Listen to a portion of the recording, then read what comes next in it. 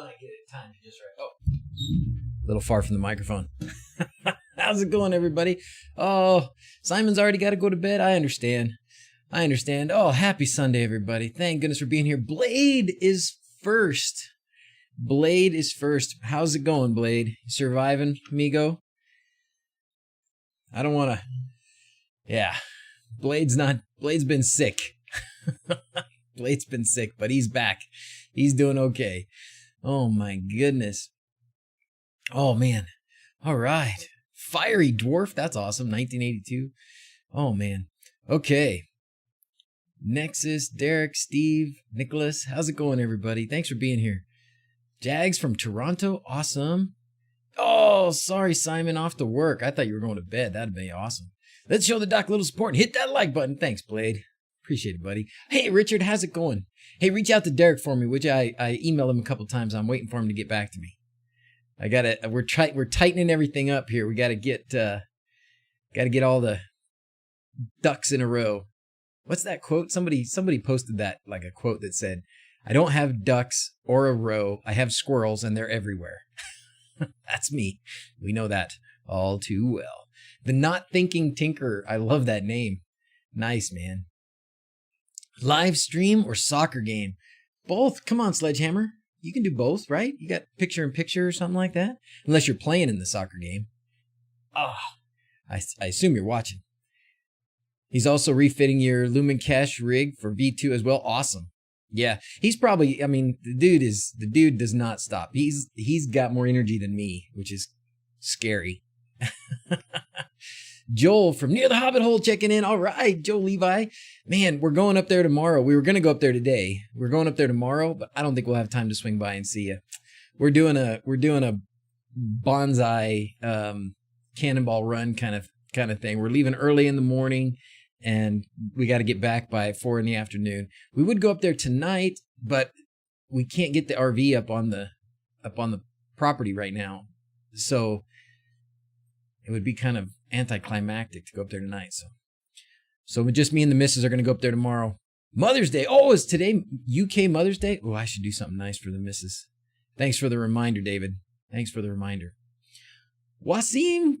First time catching the stream from Dubai. How's Dubai? Is it as beautiful as it looks in the pictures? Because it looks like stinking amazing. Okay. Being the first time, unicorns. Kept freezing. Blame Fire TV. Oh. Love to watch it on the big screen. Nice, XCOM. Thanks. Hey, Frank's here. Frank, we looked at a lot of the newest bits of Home Assistant last week, and you got some awesome stuff in there. Like the, what was it we were looking at, guys, that we enjoyed so much? I think it was the user interface for service calls. That's game changer. That's awesome. Awesome. Mari's 3D printer's arriving tomorrow. Who else? Somebody else said it was. Believe Arduino Mega and Ethernet Shield not working as you said. Yeah, it's not working as I said, like, did you put that shield in between, or you put it together and it's just not working? It could be. Make sure you've got the right Ethernet shield, because there's different libraries for different shields, and there's more than one. I think there's really only two, I believe. That might not be the problem, but I am far from the expert on that stuff. It's not ready for prime time by any means, so I apologize if you tried it and it just died or didn't work. But man, oh man. James, thanks for him to help. I got my test mode to read a solar charge data control. Now on to InfluxDB. Messed up the build test process test mode. Whoops. Must be data on. Okay, cool. Switch plate 3.5 inch. Anybody have something like it? Working on 3.5 inch. 2.5 on order, but it'll be a few weeks. The 3 bigger ones to do something with. Good question. I'm not sure. Maybe somebody does. Check the. I thought there was a channel for that. There is a channel for that in Discord too. So, currently working on bringing the same interface to scripts. Excellent. Using custom fields in your scripts that you have such an interface. Nice. Not listed on Patreon yet. Wanted to be famous. Michael, I saw. Thank you. I saw that and early in the week, and I said, "Oh, I need to update that again." Sorry. But Michael Francis is a Patreon subscriber. Thank you, Michael. Sorry, I didn't get to update the list. Let me give you the update. All right, you guys ready for the Hobbit Hole update? Okay. No surprise, right? The Hobbit Hole is absolutely dominating our lives right now. We have 3 months now to try and get it done. Getting this TV thing is a blessing to be able to be on this TV show. And it's also, it just puts the pressure on, right? So one of the things, see you, James. One of the things that we are striving to do is stay positive because it's hard. I mean, there's a lot, and all of a sudden there's a lot of pressure on a lot of people. Like all of our, woohoo, thanks, Blade. All of our contractors and everybody who's helping us out, instead of having kind of this nice, leisurely, calm, we'll get to it when we get to it. Now it's like, okay, we got to do this, and then that's got to line up with this, and that guy's got to make this thing happen at that time. And so, what's going on today then? Well, hey, Keaton, how's it going? Well, so I guess this probably came up after the stream last week. Remind me if I'm wrong, but did we talk about the road last week? I don't think we did. I think that came up. It might have come up on Friday, so maybe we talked about it a little bit, but we kind of came to terms with it on Monday. And that was that we have to build a road to get up there. So there is a road, but apparently it's not a good enough road, and so we have to build a road. And just to put things in perspective, and I may have told you this, guy, maybe not. I can't. Again, sorry if I don't remember what details I've shared and what I haven't yet, because details change so fast with this right now. The cost of the road, to put in a gravel road to wind up to the hill, costs more than the dome itself. Okay, it is beyond exhausting our fudge factor for the budget. Okay, so when we got that news of exactly what it was going to cost, we had one option. I mean, I guess we had one choice to make, two options, right? The choice was, do we just give up because of this obstacle, pay for the road, and then not have money to do anything else for 6 months? Or do we push ahead and just start scrambling and finding ways to make it happen? So, the fire marshal, Blade. The fire marshal. Yeah, apparently in the state of Idaho, no matter where you build, sell the boat, I wish. No matter where you build, if you're building a house in the state of Idaho, you have to have the ability for, he said, like a 70,000 pound, it can't be 70,000, but maybe it was 17. Anyways, a big old fire truck has to be able to drive on this thing. I can see where they're coming from. I wish somebody would have let us know that a little bit sooner. Now's a sucky time to get that news. But that's going to happen. That these things are going to happen. Yeah, helicopter pad. We can get up there. It's just the fire trucks have to get up there. And be honest, it's probably not. I mean, the fire trucks, they're the ones that said, "Oh, you got to do this." But the cement trucks and the other work trucks, and they're going to be delivering things. Like the dome is going to come in a shipping container on like one of those short semis, and that's going to have to drive up there. I mean, unless they're going to helicopter it up there, I don't think so. So there's a lot of things that are going to have to get up there. So we wanted to improve the road anyways, and then at some point we want to be able to drive up there with a regular car too. We don't want to have to take a 4-wheel drive up there every time. So, well, we got the RV up there, but we want to be able to go up there with a regular car. Somebody with a minivan can go up there, whatever.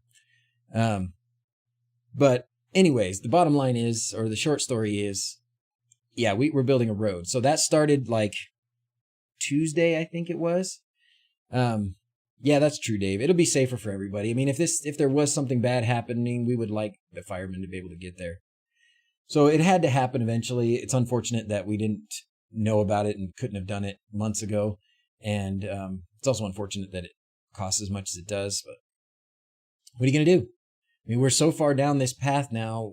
This is a dream that we've had for a long time, to build a place that we could go and have little vacations with our family and stuff.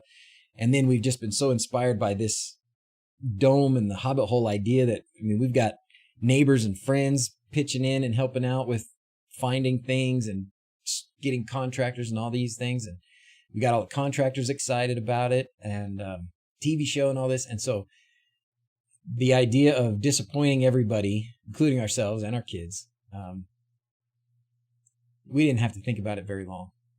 Oh, hey, thanks, Stu. A little help towards the road. I appreciate it, buddy.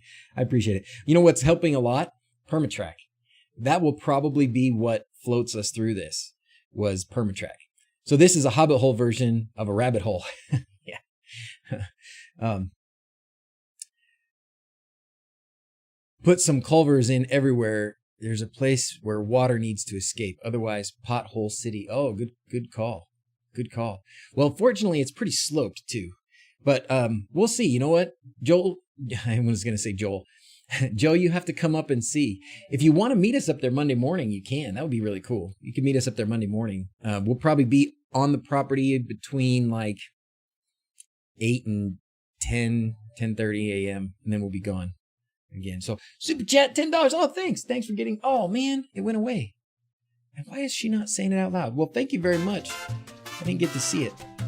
Oh, you guys are awesome. Here it goes. Thank you guys. So does that mean LEDs laid on the road like a landing strip? That would be totally awesome. Oh my gosh. But none of the super chat is showing up in chat. Is this all? Well, thank you guys. I don't know where it's going or why it's not showing up in chat. But thank you. Oh boy. You guys are awesome. Snow removal. Yeah. Snow removal is going to be much better with this road too. Oh man. Thank you guys. Francis. You guys are fantastic. You guys are fantastic. It's just going to keep happening. A little towards the road. Thank you so much. But so we're going to get the road done. And so far right now, I think we're still on schedule. I think we're going to stay on schedule. We're hoping, another thing that we are happy about with our contractors is we have contractors that are like, they're not just, I guess we could make that. I guess we could do that. They're like, oh, that's awesome. Like, we want to help. Like, this is going to be cool, And then I get this issue with the road and I talked to him about it, and especially our excavator. He's just a star. His name's Bracken. If you ever need excavation work up there, you got to call Bracken. But he's like, well, this is probably going to take me 15 to 20 days. I'm like, oh, really? And he said, well, we'll do it. We'll do whatever we got to do. We'll do whatever we got to do. And so he's up there working double overtime to try and get it done for us. So how long is the road? He measured it out. It's about a mile. It's about a mile of road. I've got some footage of it I could probably show you. It's kind of cool. I should probably look for it though before I. Hobbit Hole. Building off the grid footage zip. Where'd it go? Drone. Here it is. Thank you very much. Oh, Quindor. Sell some LED controllers. That'll help to add to the pot too. Yeah, we're gonna make it okay. I don't know how it's gonna work out, but got lots of faith and got lots of good friends. So thanks everybody. I hope you guys can all come and see it at some point. Those of you that aren't in the U.S., when you plan your trips to the U.S., you gotta swing by Idaho and find us. I gotta find the right drone footage here, because there's actually some that shows the road pretty well. So we had a guy go up and get some drone footage for us. This is not the one. Is it this one maybe? Oh, this is decent. This one kind of shows it. Yeah, this is good. This is good. I'm going to pause it here in a second so you can see. So this shows some of the road. So you see right here. So that's the tractor. Let me see if I can zoom in there. Nope, just the subtitle zooms in. I don't know how to zoom in on this. Anyways, I guess I can make it bigger. There's a better, I'll find the better one too, but this is the tractor, right? So the Hobbit Hole goes on, I think it's this knoll right here. And so the road is this down here, and it winds around that way, and then it goes straight out that way to the highway.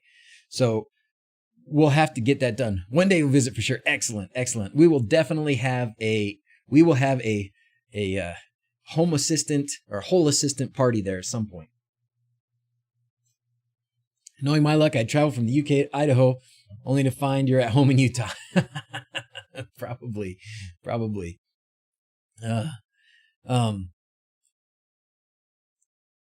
Compiling installed library, same code alarm library code. Yeah, it's definitely going to be a library problem, believe you. It's definitely going to be a library problem. It wouldn't be a great help to try and sort it out. I can try. I know, I would say C# worm.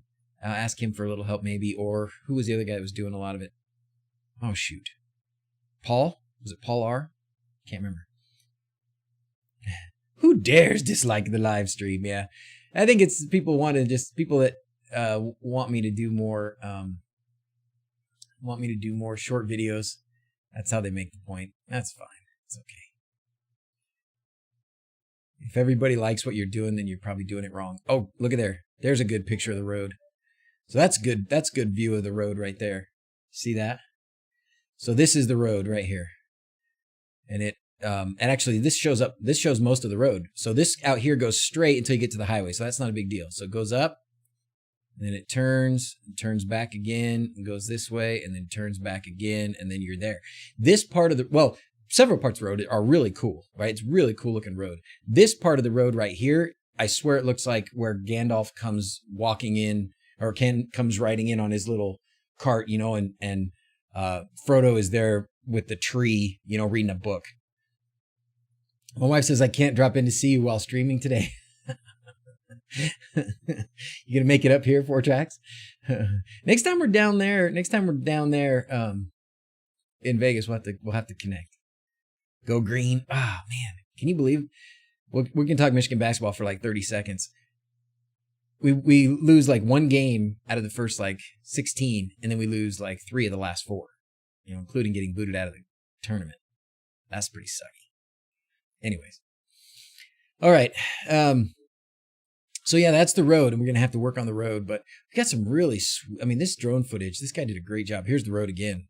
Just good pictures of the road, And I'm thinking that's a decent road. To me, that's a decent road, but they say we got to have like a foot of gravel, and it's got to be packed, and so whatever. Okay. We'll do it. I need a wood carved post of Gandalf. I think I might put a tree right there. I think that's a great spot for a tree, because that's, Frodo sits under the tree and reads a book or whatever. So that's a great spot for the tree. Our property is, I think it goes, like it starts right here at this corner. This is the post. There's a post right here, and it starts at that corner. You can see the property line there for sure. And then I think this part of the road here is actually on somebody else's, but this part here I think is mine. So I think this goes on mine up to there, but I'm not 100% on that. It's hard to tell, it's hard to see. But isn't that gorgeous? Don't you just love this place?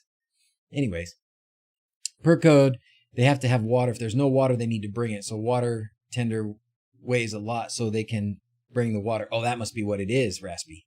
That must be what it is. Yeah, because he said it had to be like this huge thing, this huge heavy tank. I mean, we're going to have it's not going to be enough. Like if something caught on fire, we're going to have we have a well and we have a water tank, but the tank's going to hold like not even 2,000 gallons. So it's probably not going to be enough to put out a fire, right? I think those fire hoses would suck out 2,000 gallons in a couple minutes. So that's where we're at. But in spite of our road struggles here, we are making lots of progress. All right. Doom Raider 86. We're making lots of progress. We have lots of stuff picked out. We've got lots of things lined up. We're going up there tomorrow. The missus and I are going up there tomorrow to rescue our camera. You can't really see it in this picture, but up here somewhere we had put a trail camera, and we're going up there to rescue that. And then we're going up there to place this Reolink. Ah! Thank you, Blade. Turkey. We're going up there to place this with a solar panel and its pan tilt zoom, and it's and so we're going to be able to get good footage as things are happening. So that's great. And we're also going to film a little bit of just talking, just me talking about what's going on up there, mostly about the road stuff. But we're on schedule. The TV people are coming out next week on like Saturday, Sunday, maybe Friday, Saturday, Sunday if I can get off work. And they'll be filming, and we will start digging the basement next Friday, or next Saturday. Sorry, next Saturday. So a week from yesterday, we'll start digging the basement. So the road share, neighbors willing to pitch in, yeah. And we are gonna do that, but I don't think we can do that on our time schedule. So I talked to the realtor that's got all these other lots back here listed. And everybody that's going to need to use this road, we're going to have a pioneering agreement, I guess, which means that if they use it, if they're going to use the road later, then they will retroactively pitch in. So internet options up there, 5G or 4G anyways. AT&T reaches up here, so that's where we're going to get it from. And then we're going to put, our electrical cabinet stuff up here, like a pavilion shed place with panels above there. So that's where it'll go. Reolink Go PT. Yeah, it is. You got Worm. That's what it is. It's the Go pan tilt. Yeah. Pretty sweet. It's got like a huge battery. I think it weighs a ton. It's like a 6.5 kilowatt, not kilowatt. It's a 6.5 amp hour battery. That's what it is. Amp hour battery. Starlink, maybe. We may end up with Starlink. We'll see. You going to cast a ring for the final episode? I should. I'm going to have to learn how to do that. We've just had a lot of fun with, thinking about this place and what to do with it. And I got another thing I can show you too here.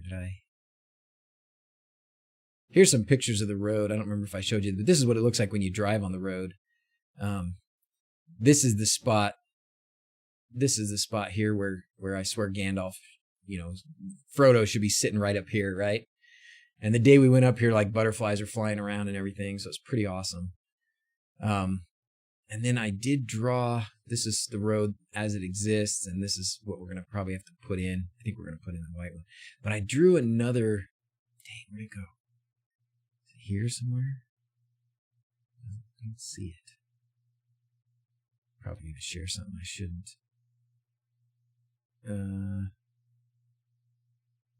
Somewhere I thought I had another road. Dang.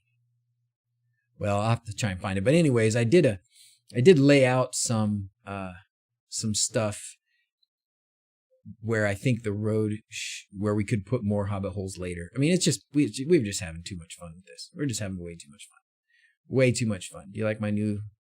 This is the logo I came up with, but we're gonna do a different one a little bit. So. Is that a credit card number? Yeah, that's the secrets.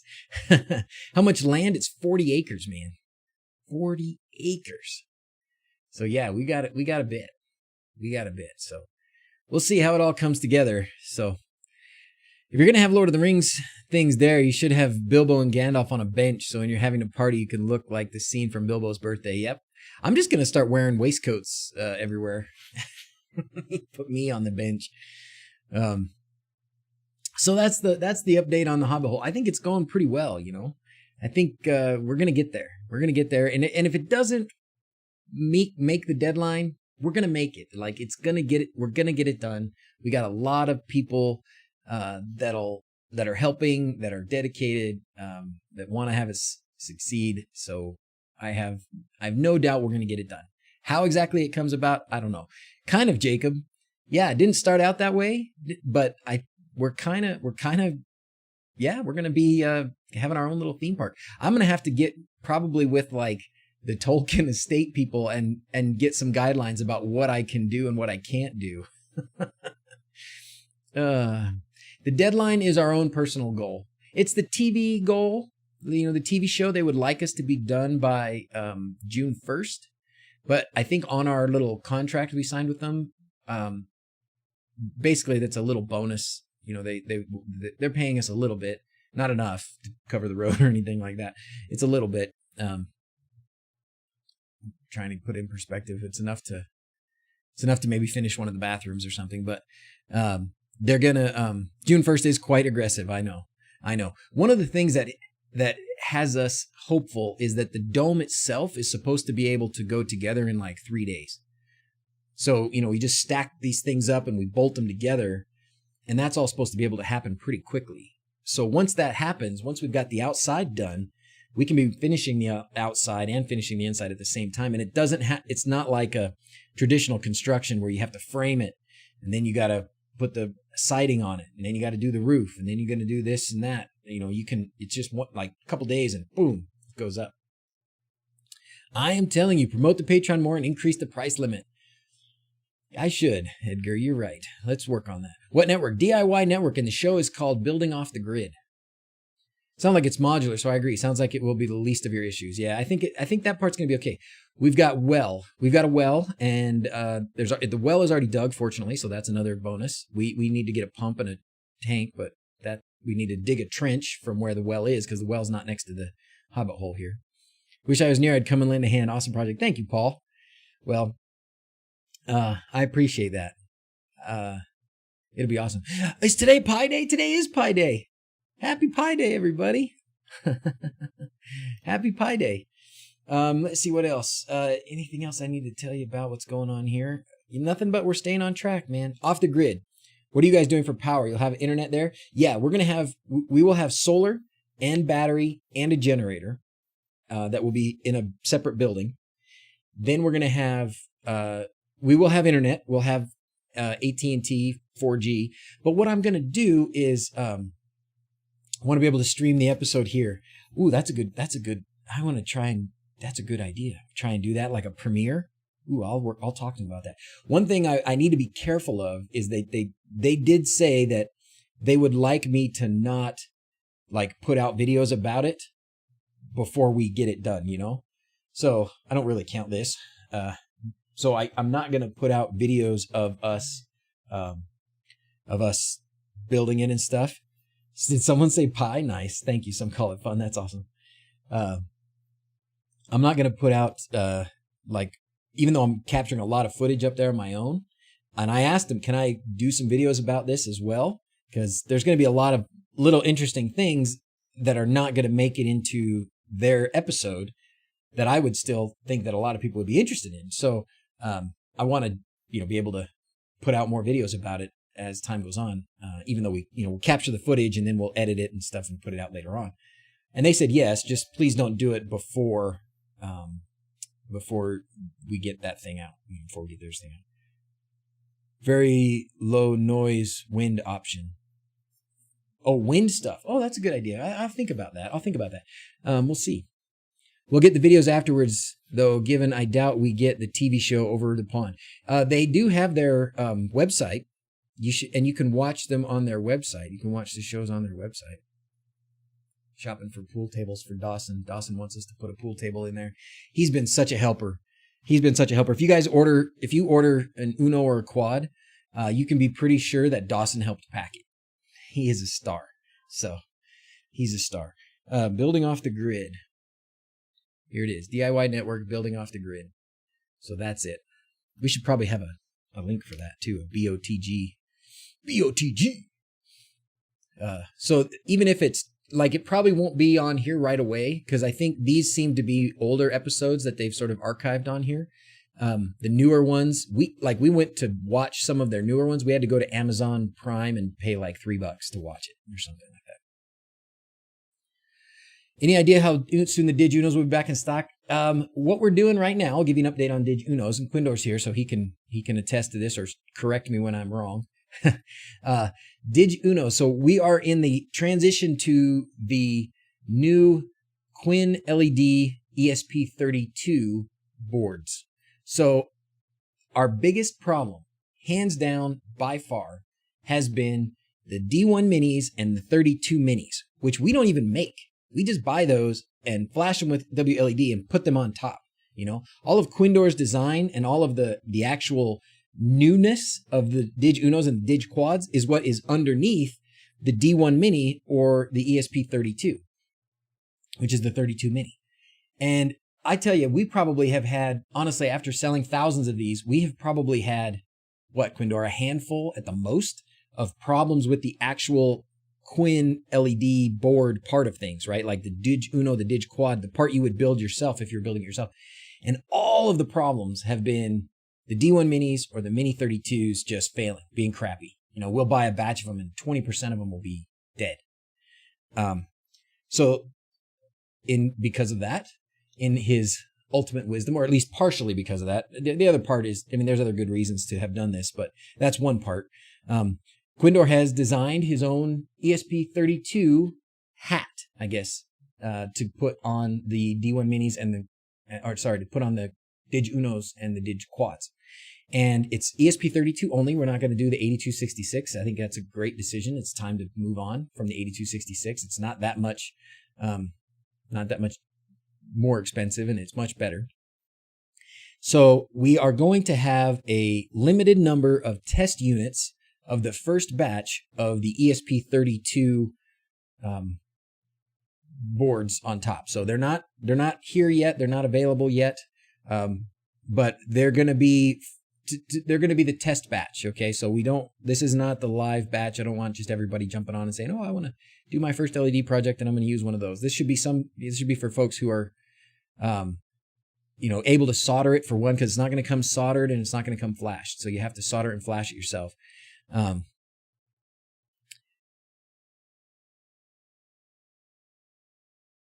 Also from the DIY channel. I don't remember which one. So anyways, that's what's happening there. So when I say, what do you think? We're still going to be a month, Quindor? We're still going to be a month. And I think we're going to the W room probably a month before we have Dig Unos and Dig Quads back. And those will be slightly modified as well and improved in a couple different ways. So it's going to be a little bit still, at least another month, I would guess. So, and as far as Canada, probably gonna, I don't know. We'll have to either I'm gonna pick it up, or we'll have to find somebody else. And I know there's some people that are willing, but I know our good buddy Tollbringer will. He had a bad health problem and he's not recovered yet. So I apologize again to anybody that's ordered there and hasn't worked that out yet. We're gonna try. I'm going to need to start working to improve WLED support. Home Assistant in that case. Man, Home Assistant, how can you improve the WLED support for Home Assistant? It's pretty dang good. Home Assistant Blue or Intel Celeron Nook? Home Assistant Blue, Blair. That's what I would say. Home Assistant Blue. It's awesome. Going to get Dig Unos and Quad stock again, beginning or somewhere in April. There you go. So around a month. Mail USPS always works. Yeah, I could get him. I could start doing Canada again, and if I had some in stock right now, I would probably try and work something out with the people who have ordered from Will and haven't been able to get them. I was just chatting again today with a couple of the folks that have ordered from Will. Push updates is now possible. Oh, fantastico! Hey, run a Cat6 cable from your home and share the internet connection. You save money in the long run. Bury it under the road. This should cover the first meter or two. Thank you, sir. Thank you. UI controls for speed and stuff? Really? Oh, okay. I guess you've surprised me once again, Frank. I can't believe it, but you have surprised me once again. Small and efficient and has a 2.5 gig GBE port. All right. Where was I?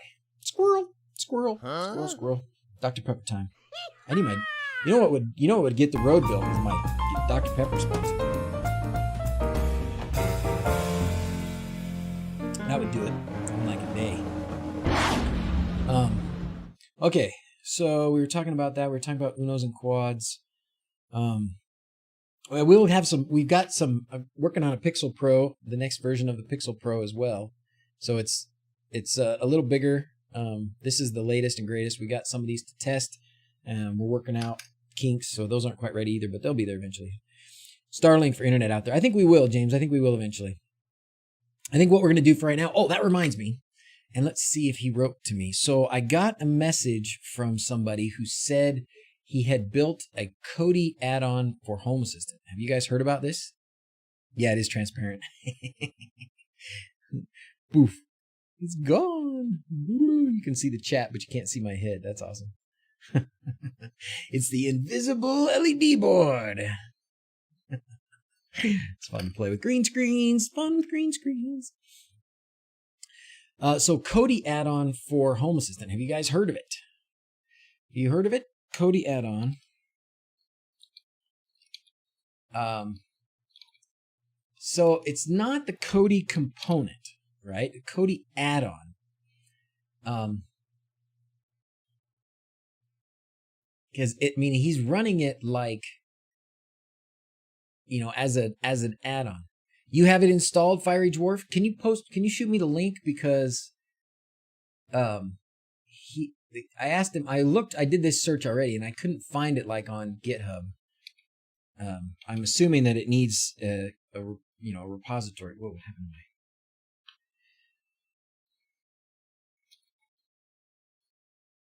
I'm assuming we'll need to install a repository. Whale's called Chris, who's built off the grid with solar and hydro. Similarities to your design. Collab? Ooh, is he a YouTube guy too? Madrian, is there internet nearby so you can be a mini ISP in the area? That would be sweet. You know what? If I did Starlink, could I be a mini ISP? That would be sweet. I'm sure we can try that. Home Assistant Kodi, Home Assistant Community. Oh, is it in the community add-ons? No way.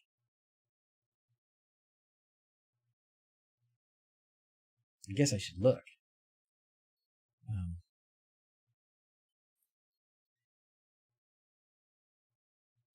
Let's see. We're going to go to add-ons here real quick. I told him I would check it out because I'm actually pretty excited about it. And one of the reasons I'm pretty excited about it. Oh, I'm going to sneeze. Oh, dear. Rona. Not the Rona. One of the reasons that I am COVID sneeze. Yeah, I didn't think it was in the community add-ons. Hobbits knew how to get Mordor because they had Starlink and looked up Google Maps. Nice, John. Nice. Thank you, Frank. All right. We're going to go here. We're going to go to the add-ons and just see if we can find it. If we search for new, no, because it's not going to find them, right? It's not going to find it unless I put it in, the link. So somebody shoot me the link. Somebody dropped the link somewhere. I asked the guy to email it to me, but he probably hadn't checked yet. So the reason, back to what I was saying, the reason that I want to, that I'm extra interested is because I'm going to probably not, like in the Hobbit Hole itself, are we going to have internet? If you walk up the hill, yes. We will have internet, and I'm going to want to things like Home Assistant and some cameras and some things, but I don't think that it's going to be a good idea to be streaming Netflix, on 6 different devices at the same time. I just don't think that's going to work. As well, Chris Harbor, I'm going to check him out. So I don't think we're going to be wanting to stream a bunch of Netflix all the time, right?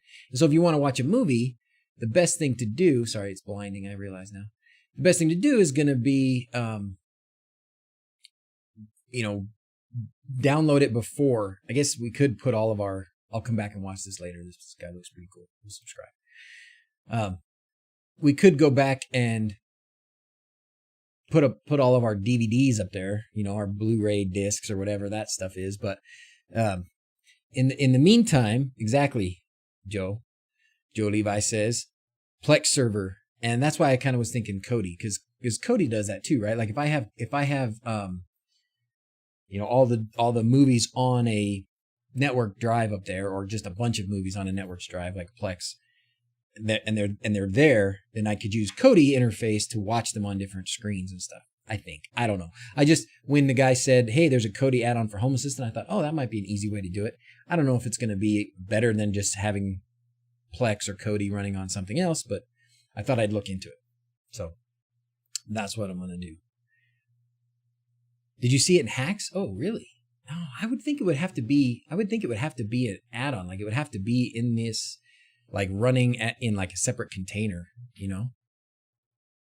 Jellyfin? I don't know what Jellyfin is. That's not one I've heard of before.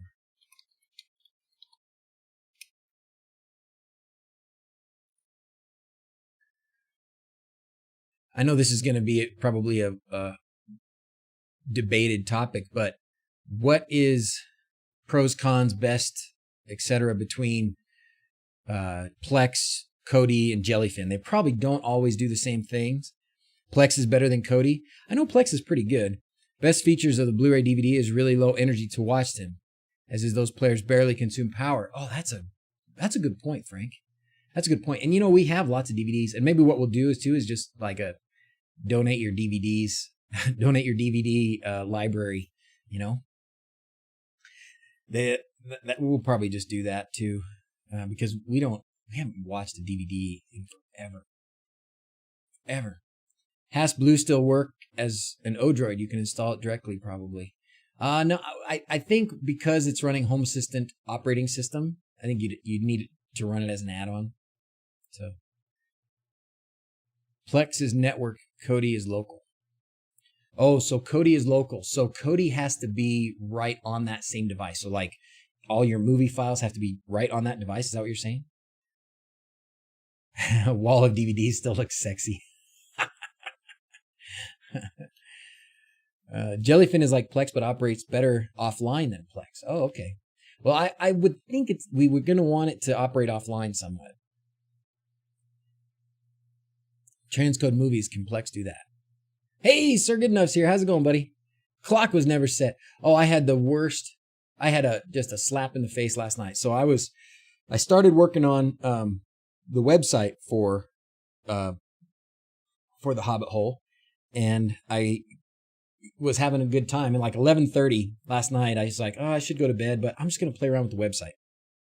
So I started tinkering around with the website, setting it up for vacation rental stuff. And next thing I know, it's like 1:40 in the morning. I'm like, oh, man, okay. So I got to go to bed. It's 1:40 in the morning. So I start going downstairs, I get a drink and I go to the bathroom and get my pajamas on and get into bed. And like, as soon as I got into bed, I looked at the clock and it was like 3:04. I'm like, what happened? Oh, it's daylight savings. Oh, man. Or daylight losings, whatever it is. So suck. That's a bummer.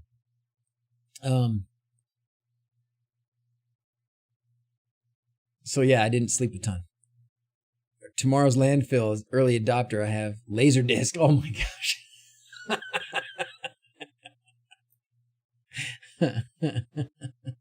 Laserdisc. Decide between Kodi, Plex, or other solutions. Do an episode of why. Yeah, I should. I'll experiment. I'll have to do some of my own. Trial here at the house. And the other thing I would like to watch on it, like our kids really enjoy watching themselves when they were kids, So that would be fun too, to have that footage available, have it more available. Right now we've got it on like an old hard drive and just sits there. And when they want to watch it, they like plug in the hard drive and they click on the file, and they click through the files. That's how they watch it. So not very good. Is the word laser. That's right, Richard. That is the best part. 2 weeks until the clocks go forward. I wish we should stop. We should stop with this daylight savings crap. Let's just forget it. Titanic on CDI video disc. Whoa. Wow. Oh, well, I don't think we're going to get to test out the Kodi add-on today, but just be aware there is a Kodi add-on. Is there a Jellyfin add-on? I don't know. What's the best hardware to run these things on? Like if I was going to do Jellyfin, Kodi, Plex, is it Pi 4? Should I pursue running it on? I wouldn't run it on the Odroid because the Odroid is going to be here at my house. Up there at the Hobbit Hole is probably going to be something else. We still have some VHS around too. You know where my whistle is? Your whistle? I do not, baby. I'm sorry. You smell good. You smell delicious. Test my new. All right. Mini disc player and a Walkman. Get another Odroid? That's probably a great idea. That's what I should do. You dang right. That's what I should do. I saw a lot of posts this week that a lot of people got their blue. So it must be like the second batch or something. Second or third batch. I don't know. To stop DST. But the surrounding states have to stop DST2 to activate the law. We already have Arizona, right? Arizona stopped it a long time ago. Envy all of you that have your taste and smells. So sorry, Blade. So sorry. I'll pour some Dr. Pepper out for you. In my mouth.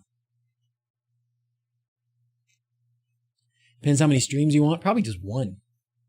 I mean, we're really only going to have one TV in this place. I think it's not going to be... it's not going to be a big TV tech kind of a place. It's going to be some tech there, and the tech's going to be underneath. But it's not going to be a place where we want the kids to just lay on the couch and watch YouTube. You know, we want the kids to go outside and run around, or sit on the couch and read a book, or sit at the table and talk to each other. That's what we really need. A Nook with a big external hard drive. I could probably use the Nook that I've been using. No phone or tablet watching. Yeah, I've been thinking, Ofer, I've been thinking about like you know how people have sometimes those, if you ever go to like, you know, sometimes you go to a dinner party or something and people will have like a phone basket and they're like, we really want to visit with you. So if you would please put your phone here, you know, and you leave it at the door, and then you don't have it with you, don't carry it around. If you're in the Hobbit Hole itself, if it doesn't work, that's better, right? So I'm not sure if I like that 100%, but I definitely feel like I'm considering it, right? I'm considering it strongly because I think it's going to be a good idea. Talk without texting, is that possible? That's true. You know what, Sir Good Enough? You have a good point for Blade there. Zoe, unfortunately, she has the bad taste and bad smell from her COVID experience. She will say to us every once in a while, "Oh, that smells like COVID," or "Oh, that tastes like COVID." Chess and checkers, yep. And D&D and Risk. That's what we're going to be playing. In designing a light show business for LEDs, Jacob says, do you know how to get started with designing a light show business? Dude, you know, that's a good question. I'm not sure I guess I have now, between selling DrZzs and selling Permatrack and stuff. I do have a little bit, but you know what you got to do? Just get started, man. Get good at it. And then just start putting it out there. Just start posting it, social media, post it on, you know, get a little website maybe and start doing that. My TV, I use a Mac Mini and VLC. Never played D&D 4-tracks? Oh, we'll have to get you into it. It's pretty fun. It's pretty fun. You know, we went to a dinner party with some friends a couple of weeks ago, and it was a murder mystery thing. And everybody dressed up and was in some character.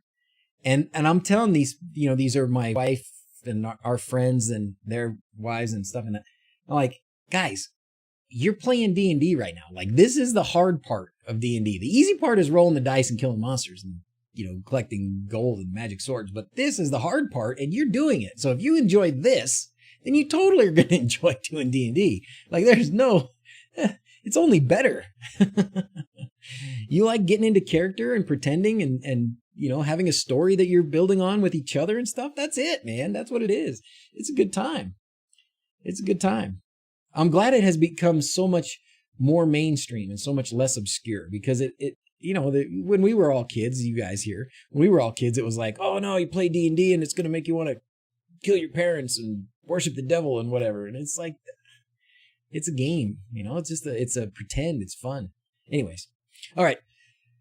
Cards Against Humanity. Not PC, but hilarious. Yeah. Well, lots of games. Lots of games. Drink black coffee, then eat a pickle. Oh, is that what it tastes like? oh. Blade, I am so sorry, brother. I am so sorry. I am so sorry. Hey, real swords? Oh, really? Oh, yeah, like, what is that called? LARPing around here. That's what I've heard it called before. But I like dipping my pickles in coffee. Congress is going to ban what? Uh-oh, what are they going to ban? Specs? I didn't see what you said. Stand for death and dismemberment? There's games, I saw somebody had a game called Houses and Humans.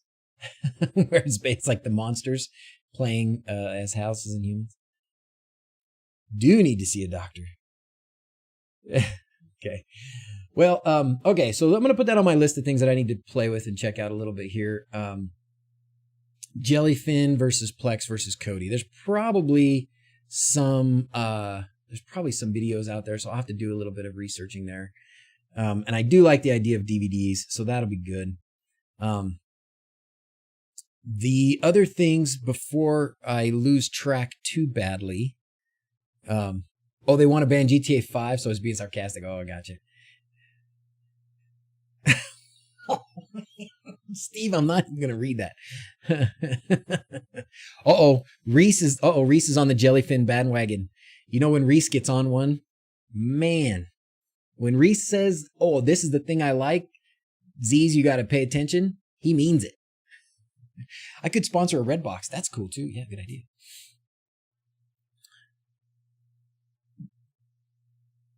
Add MB to your list of things to review. It is a very full feature and has an open API. Oh, interesting.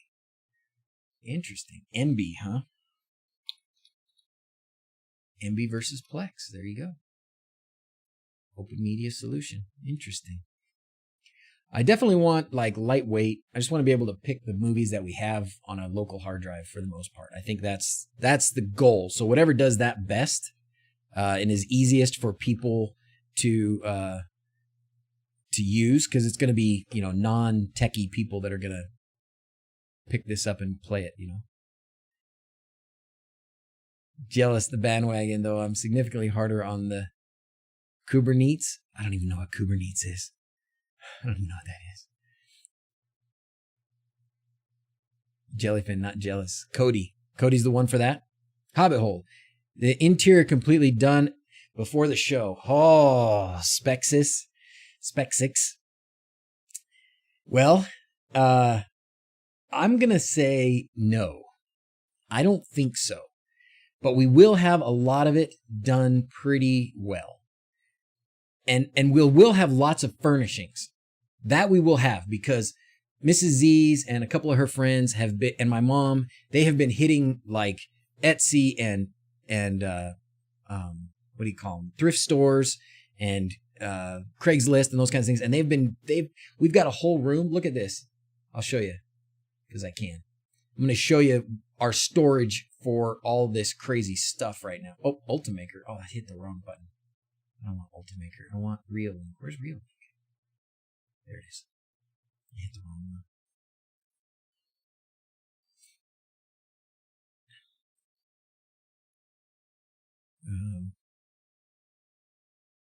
Look at this. This is all stuff for the Hobbit Hole. The master bedroom bed is in here. We've got some chairs in here.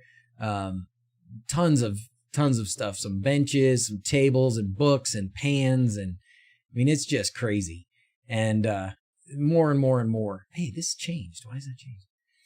And we've got stuff in the garage. We've got couches in the garage. Here's the bench that's going to go sit out front. Oops. This is the bench that's going to sit out front.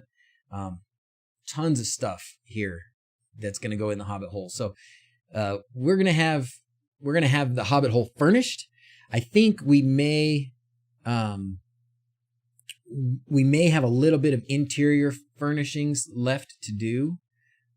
Because we're going to want, not furnishings, trim and stuff, finishings, because we have to see what we can get done. And of course, there's going to be some things we might have to sacrifice. I've even talked to the contractor and talked to the TV show and told them, look, if we have to cut things for the budget, it will probably be the basement. That doesn't mean we won't finish the basement soon after. Oops, sorry.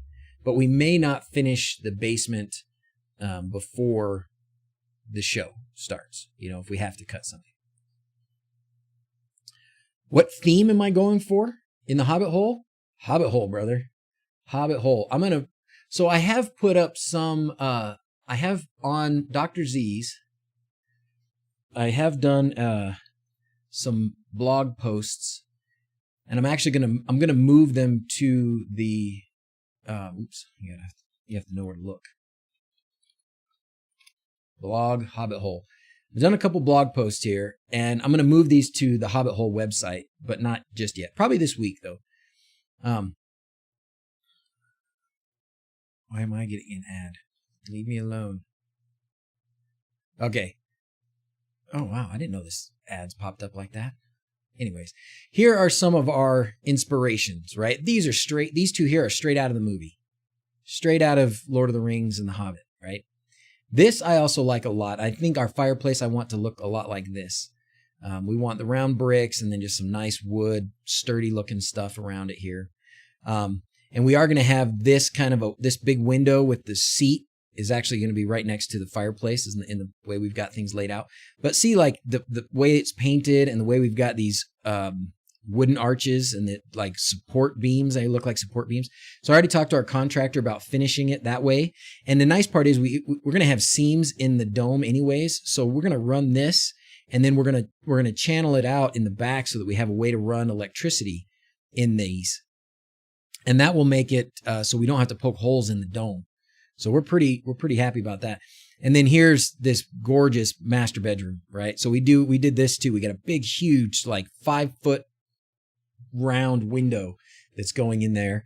And then we do have this big canopy kind of bed that you saw sitting in there. This one has the tree of Gondor carved in the headboard there, and some maps. We have a chair just like that. I mean, these are some of our inspiration pictures. So that's what we're going for. Round bed. Oh, I didn't even think about that. I didn't even think about that.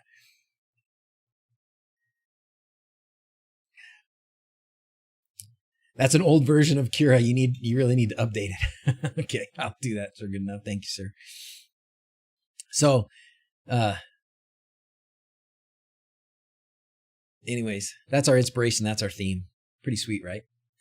All right, we're going to drastically shift gears for just a second, or for about 3 minutes maybe. And we'll get back to the Hobbit Hole because I could talk about it all day. I don't know what you're talking about, Kenneth. I don't know what you're talking about. So I want to show you guys a product, and flipping, I didn't put. Let me find hold on, I gotta find their email. Let me get their email real quick, and so I can post the link. But I want to show you this thing. Actually, I'll turn it on.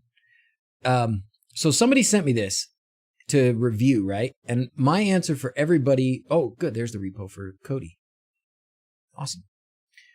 My answer for everybody who sends me something, if I bother to answer, my answer is, well, I'm not going to do a dedicated video, but I can show it on a stream and give everybody my opinion about it. And so they've been good with that. And this company sent me this device.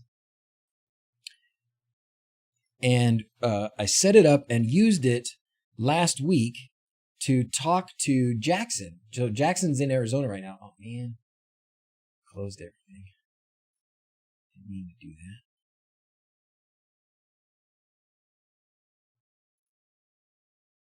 Come on. Okay. I think I got most of it back up. So Jackson is in Arizona, right? Everybody knows that. Jackson's on his mission. He's in Arizona, Mesa. And so we have a call with him every week, every Monday. And this last Monday, we used this thing. And, you know, it's like, okay, this is going to be a 360-degree camera thing, and it's got some sort of AI they talk about, and it's got a built-in speaker and built-in microphones. And I'm like, okay, my expectations were low.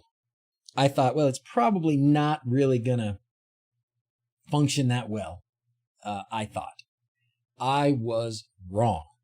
It is actually quite good. So here, I'm going to turn it on. Now, the light's a little washed out because those LEDs up there in the background. So let's turn this on.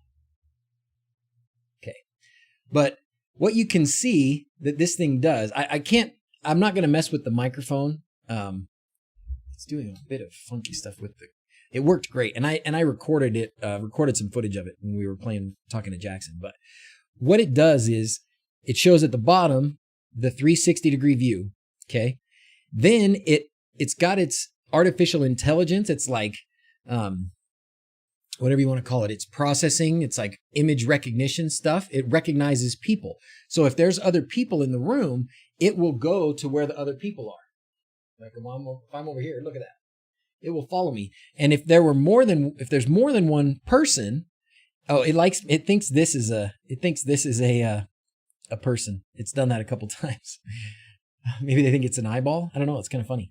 But anyways, it will follow all the people and it will highlight whoever's talking. It's actually pretty sweet. Like, and it sounded good. Like I went back and listened to the recording. I did a screen recording It looks like a thermos. It kind of does look like a thermos. It kind of does. It looks like, one of these. It looks like a water bottle. But the dang thing works. I was totally expecting to say, the quality of the camera's okay, or the microphone's not great, or the speaker's not great, or whatever. But nah, man, it's awesome. I mean, this thing is awesome. And so we're going to use it. It was really nice because Jackson could see everything that was going on. He could feel like he was there, he'd feel like he was there, and, he could hear us well. We could hear him well. And it's worked on my PC. It's worked on the Mac. It worked with Facebook. It worked with, Google, Hangouts. It's working right now on, whatever this is that I'm using, right? Streamlabs. So it's pretty awesome. And it's called Cool Poo, right? Like come on, Cool Poo. They're actually calling it the Pana. But yeah, it is Cool Poo. And you can't make that up, right? You can't make up Cool Poo. But I have to give them credit. This thing is actually great. And I'm of all the things that I get and I review, most of them I don't use much anymore. In fact, I've thought maybe someday I need to start like a store, or maybe put a page on the website and say, here, sell all this stuff for like super discount, just because it's sitting in my closet. It's good stuff, but it just sits in my closet. But there are a few things that I use all the time. This is one of them. Pretty sweet, right? Cool Poo. So I posted the link. I posted their Amazon link up there a little ways. We can go to it. And I am actually going to add this.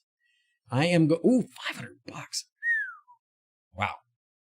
I did not realize it cost that much. I thought it was like $200. Yeah, well, it's pretty sweet. It is pretty sweet. They may have different models. I don't know. It's pretty awesome. Anyways, I am going to add this thing to my list of my favorite things because I like it that much. It's going in the list of my favorite things. And please sign in. I'm not signed in. It says I'm signed in. Maybe they're just mad at me right now. Looks like somebody's shopping for stuff over here.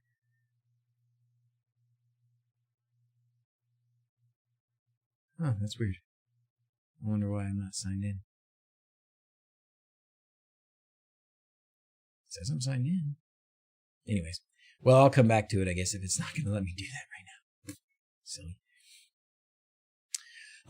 So one of the things I thought would be really fun to do with this, but I wasn't sure how well it would work.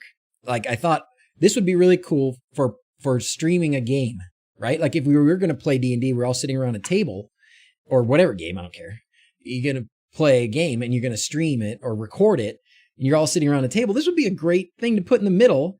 It captures the microphone sound really decently. Like you can use it. And it captures the images in a way that you don't have to like go back and tinker with anything. Like it captures everybody's reactions all at the same time and stuff. So if I was going to, like, I've joked around about streaming D&D or streaming something game wise, this would be the tool to use. So it's pretty awesome.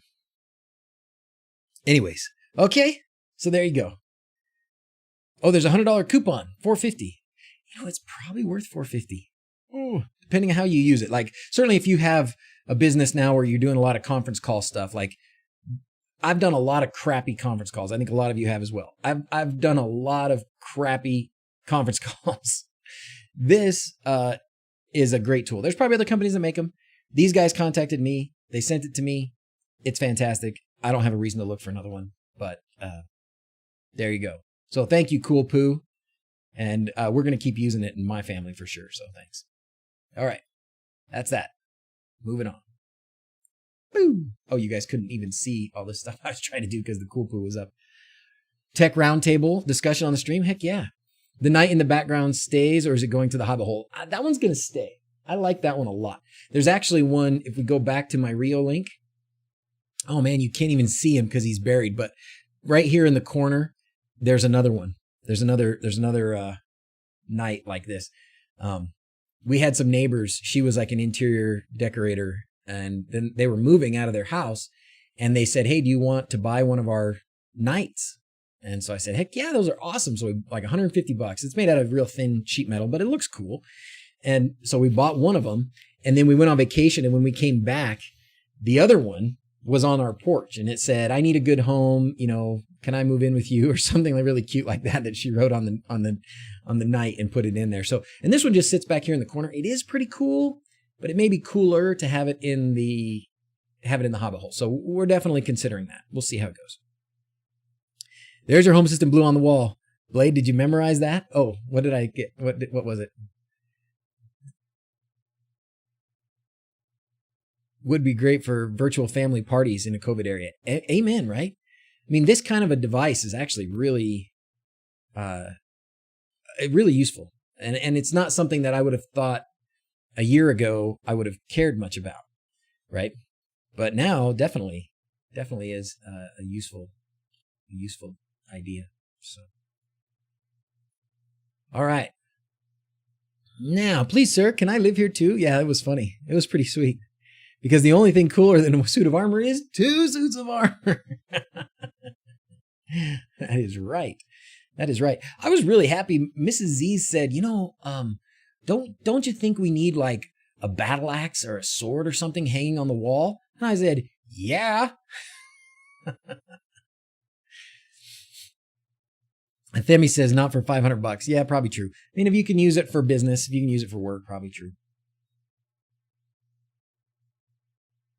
But this thing, this is just a webcam. Like all that processing of it doesn't connect to the internet. So this thing is local only. In fact, I bet you we could hook this up to a Pi and bring that video feed into Home Assistant. We could, I'm sure we could. Or just, use whatever program, even if you hooked it up to this or something, you could use, just as a network camera just on your local network and bring it into Home Assistant like that. Pretty awesome. The Appalachian Underground building off the grid episode. Is that the one? Is that the guy that built by the rock quarry? He built in Tennessee. Because that guy, I watched that one, and it is the same dome company. Now, he built his a couple years ago, and they've changed some things.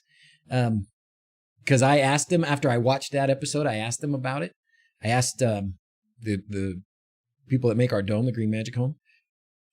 Blade's a photographer, totally sending you a picture or something for your Hobbit Hole. Yes! Yes, thank you, Blade. Don't you think we need a battle axe? The answer is always yes. That's the dang truth. I wonder if that's the same one that I saw. Yeah, that's the one. Okay, good. Yeah, I did see that. In fact, I'm going to end up... I haven't contacted him yet, but I want to contact the guy that owns that one. Talk to him. You can get 6 Reolink cameras instead of 1 player D&D, 1 cam for each player. Oh, fine, Athema. Are you pooping on my cool poo? Are you pooping on my cool poo? Yeah, I can't blame you. You could do it cheaper ways. I just was really impressed with this one, and the microphone and everything was really good. So I'm happy that they gave it to me. And if a couple people buy it because I said something about it, they'll be happy that they gave it to me too. All right. Good times. We're doing good today. We're doing good. See, that's what happens when you make an agenda, right? So we talked about the Hobbit Hole, which we can keep talking about. We talked about the webcam. We can talk about the Sonoff Dual. You guys want to talk about that? Going to be like Bed Knobs and Broomsticks. I saw that movie, but I don't remember too much about it now. Bed Knobs and Broomsticks. All 5 cameras into Zoom at once. Yeah, that's going to be hard. The nice thing about this, the way it does it, Sir Goodenough makes a great point, this cool poo. The nice thing about this, the way it does it is, as far as all your other software is concerned, it's a single camera feed, right? So it's not bogging down my PC by trying to integrate and making my PC do all this stuff. I mean, because it's 1 camera feed. So there might be ways you could offload that into an NVR maybe or something too and bring it in, but this just does it. So Yeah, you can, huh? Yeah, you can. Oh, man. What do I think about Paulus's robe profile picture? I think I need one for the Hobbit Hole. If I had one of those, I would put it up in my office here. Picture of Paulus in his robe. I think it's classic. It's fantastic. Mathis doesn't know about the TV show. We're going to be on TV, brother. We're going to build our Hobbit Hole on an episode of this Building Off the Grid show. They're coming out to film the first digging next week. And I'm going up to capture some footage tomorrow. We already have some drone footage for them. Yep, we're going to be on. I don't know when it's going to air. I'm sure they'll tell us as it gets closer. And it'll depend on how bad we screw up capturing the footage and how much editing they have to do to try and make it into something cohesive. I'm assuming that it's going to happen this year. I think it will probably be out before the end of the year because they have. If you go to Amazon, if you go look on Amazon Prime Video, and you search for their that show, is Amazon broken? Did you see that? Why is Amazon not? When it said like I wasn't logged in, or I had to log in. Isn't that weird? Let's try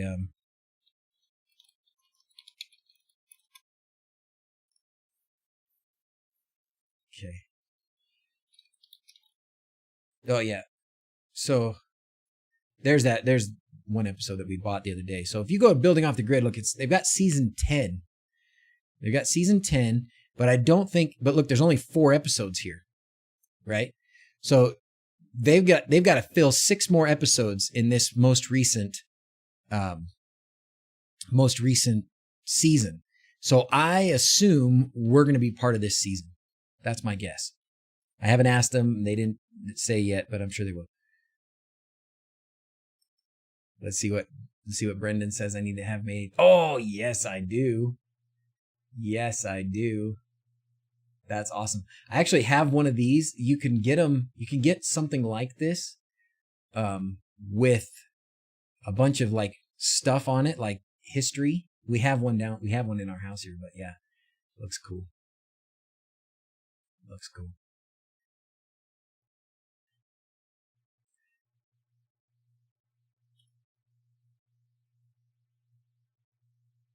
My cell camera set up now. I've got to go up and set it up tomorrow. Going to set it up tomorrow, sir. Good enough. Yeah, it's going to be this one. It's going to be this Reolink Pan Tilt Go 4G with a solar panel. It's going up. I'm going to put it up tomorrow. We're driving up there. The missus and I are driving up early tomorrow, and I'm going to put it up. Can you flip the image upside down just like you put your ceiling for a security camera? Oh, good question. I don't know. I'm not sure. If there's an app, I'm trying to remember if there's an app for it. I think there is an app. I would expect you could. I don't know that it's got, I turned it off. It doesn't have anything to mount on the bottom. Like it's not really made to do that.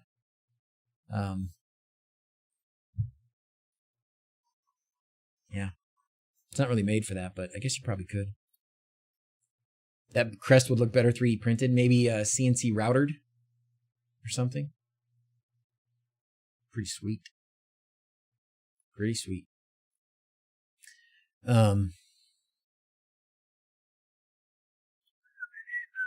Hey, Peter. Better late than never. Thanks for being here. We haven't done this in a while. We're going to do this just because I'm in party mood. Okay. We can cover this last thing that I had on my agenda, and then that'll give us like at least a whole half hour of just answering questions and such. Oh man, I got a runny nose. Let me make sure I can taste my Dr. Pepper. Yeah, still good. Okay. So let's talk for a minute about the new Sonoff Dual. Oh. My science bank stuff. What was on there? Oh, that was nothing. Good. Oh crap. It might have been. Okay, can somebody delete that for me? Should have checked what was on my desk before I hit that camera. Stay it. Blade, the keeper of secrets. All right. Sonoff new Dual. We talked about this. We talked about this last week. I can't remember if we did or not. I took it apart because that's what I do. And I looked at the way it all goes together. And basically this is a cheap Shelly, right? It's a cheap Shelly. I think you're going to get, you know, Sonoff has advantages that a company like Shelly just doesn't have. And that's unfortunate, that it's not quite a level playing field, but just being where they are and whatever.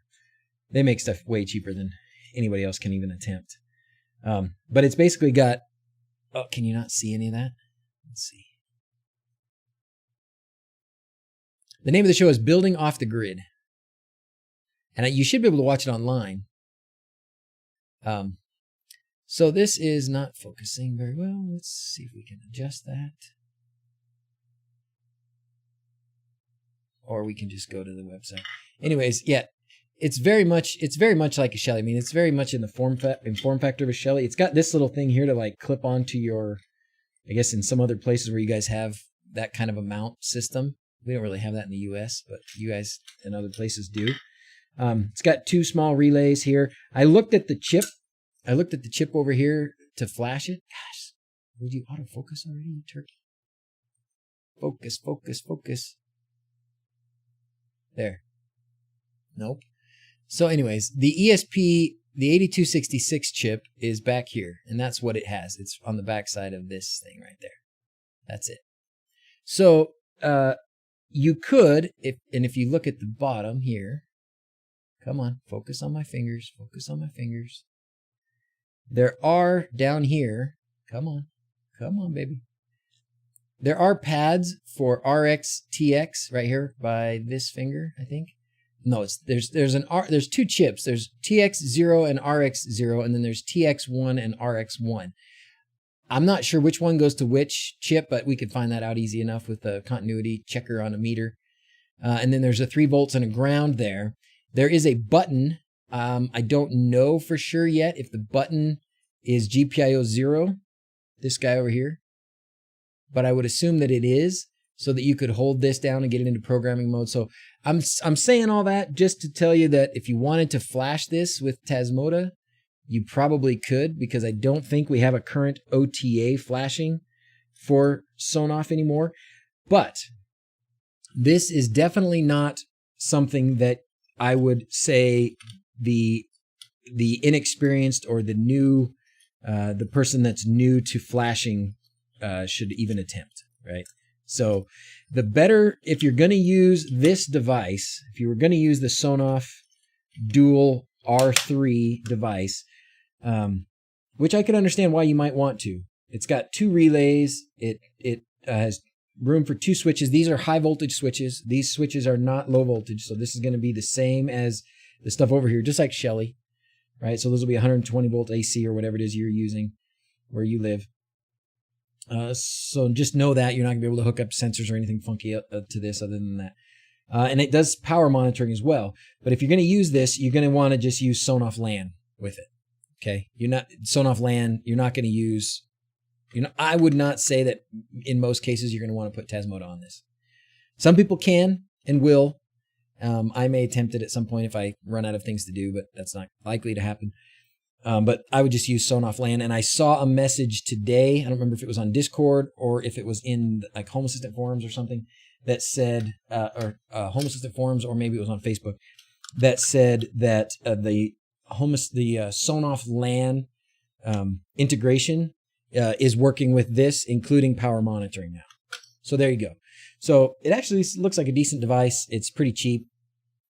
And they are actually better quality cable connectors. Athema, that's a great point. The cable connectors, that has been one of the major dings against Sonoff for a long time. All of their old connectors were just those kind of bent metal ones where you tighten down the screw and it just kind of pushes on a little metal plate, and it wasn't very good. You pull hard on them and they're going to come out. These have just a straight up screw that just smashes down on top of them. And so I would definitely say they did a major upgrade on the screw connectors, and I'm happy to see that. So,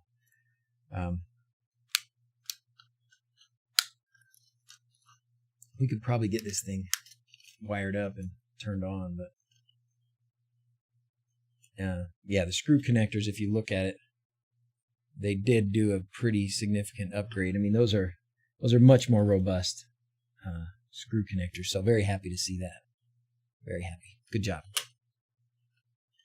Yeah, more and more like Shelly. I'm sure Shelly is probably feeling pretty justified right now because they're going, oh yeah, look, Sonoff's copying us. Anyways, cheaper device, similar functionality, whatever.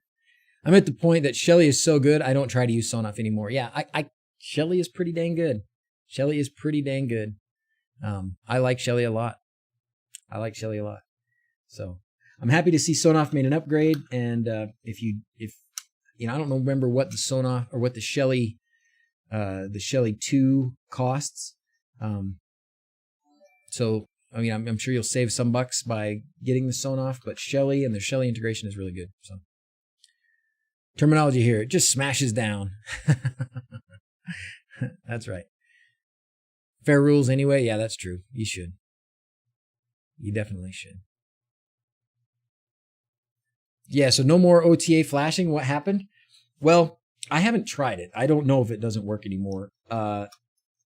Every time, so the OTA flashing for Sonoff was always a bit of a firmware hack where you just pretended to be the update server for Sonoff, and instead of putting on a new version of the eWeLink app, you slipped in a version of Tasmota.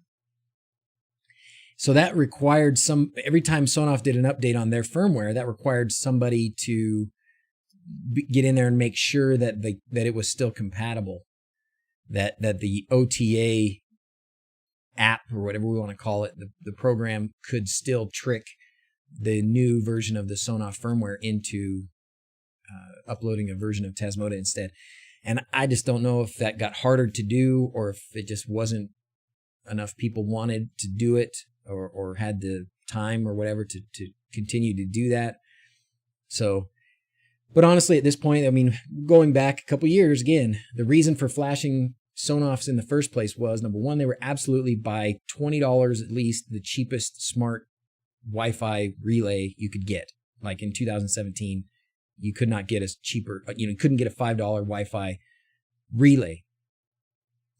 At the time, the eWeLink app was not compatible with Home Assistant. If you were going to use a Sonoff, you had to use the Sonoff app. That was pretty much it. I think If This Then That, maybe, and I can't remember if they were doing Google and Amazon Echo or not, but it certainly wasn't a Home Assistant. So if you wanted to use it with Home Assistant or with some other hub, and you wanted to use MQTT or something, then you had to flash it with Tasmota. So that was why. So those reasons have gone away. You don't, Sonoff LAN integration now, you can use the eWeLink app, leave the eWeLink app on there, basically turn it off from the cloud, and it still works. And then what was the other thing? Oh, it's still cheap, I guess, but a lot of them have gotten a lot cheaper. Pizza or pancakes? Probably pancakes. Yeah. Yeah, probably pancakes. Huh? Let's see. What do we got? Only certain devices had that in the firmware. There are only a couple labeled DIY devices that... Oh, that's true, too. You're right, Sir Goodenough. I forgot about that whole thing. Sonoff did start doing a DIY mode. So the DIY mode lets you put on whatever firmware you have. This does not say DIY mode on it. Oh, it does say DIY. It does say DIY up there. I can't see it very well, but yeah, it does say DIY. That's a good question. I wonder if that's still a thing. I remember that required a bit of hacking too. But I mean, it's good of Sonoff that they tried to do that.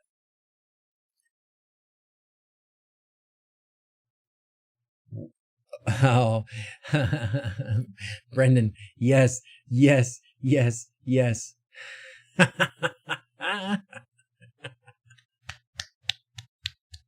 That is awesome. Have I tried Node-RED with MQTT? Oh yeah. Node-RED is awesome. Biscuits and gravy. Oh, I love me some biscuits and gravy. What are we fixing today? Wait, is that what that is? What are we fixing? Oh, it's an L. You got an L there instead of T. I was like, what? You confused me. Did someone say no dread? Yes, someone did. I need those for the final TV show episode. Yes, I do. So my mom loves doing crafts, right? When I was growing up, we used to do Saturday morning crafts. And even if my friends, like even in high school, if I had friends that spent the night, if they woke up at my house on Saturday morning, they were doing crafts. And she still does stuff like that. She'll come over to the house. You know, she just lives down the street now, which is wonderful. And it's new, a new thing just as of October, but we love having her, and she'll often come over and do crafts. You wonder where I get all my DIY tinkering, disposition, right? There it is. So one of the things we're going to do as a craft up at the Hobbit Hole, is we're going to take our flip-flops and we're going to hot glue some fur on them. There you go. Hot glue some fur on your flip-flops and you're a hobbit. And you can walk around with your hobbit shoes. Oh, your wife does crafts on days ending in Y. That's awesome. That's awesome. Mrs. Z's is not a crafter. She does a lot of other things really well, but she doesn't craft. So, is it still a thing? Still just meh? What is that, Frank? Oh, it is still a thing? You talking about the Sonoff DIY mode? Light crafts. I do keep the tradition. Maybe that's a good part of why it has been instilled in me, this just love for like figuring stuff out and tinkering and building, making stuff. I love it too. I'm so glad that I found that thing in myself, that I know what I love, and I know what will always give me some satisfaction, some joy, you know, some escape, peace, whatever you want to call it. I can always build something, always, and that will always make me feel good, no matter what else is happening in the world. That's great. Not everybody, I think, finds that thing in themselves, and I'm very happy that the thing that gives me that satisfaction, that good feeling, is a constructive thing too, right? It's not just TV, you know, just laying down watching TV or reading a book. I mean, everybody's got their own things and they're all wonderful, whatever. I'm glad that my thing is constructive and building and making. So, how's the Matrix coming? I got that board. What did I do with it? I think I got that board. I have panels, I have wires, and I think I got the controller, but I just put it off to the side somewhere, Blade, and I don't know where it is. I have not had time to mess with very much, my brother. I am so up to here with Hobbit stuff. Hot glue, some fur, present yourself on a cool... Man, that's... Yeah, this is how I remember your stream today.